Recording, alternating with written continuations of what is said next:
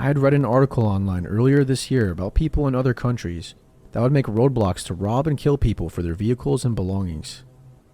I laughed and started to tell my uncle about this article when two men from each truck jumped out of their vehicles and started to approach us. My uncle always kept two handguns on shoulder holsters under his arms when we were out doing these kinds of things, and this probably saved our lives. Two of the men stayed at the tailgate of the truck parked on the road, and the other two men came up to his window. At this point, my uncle had his right hand in his jacket with his hand holding his gun.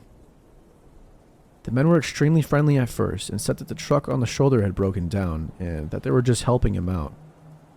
They asked if my uncle knew anything about cars and if he could come take a look at the problem. My uncle refused, and this made the men angry right away.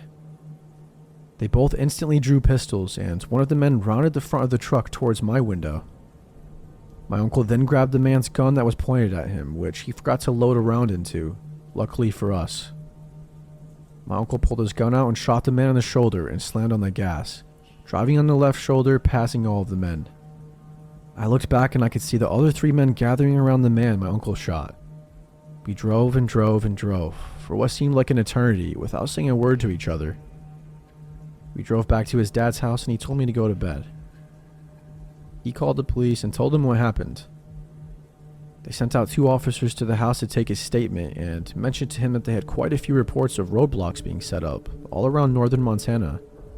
They were actually able to catch all four of the men who stopped us that night, and they took the man who was shot to the hospital.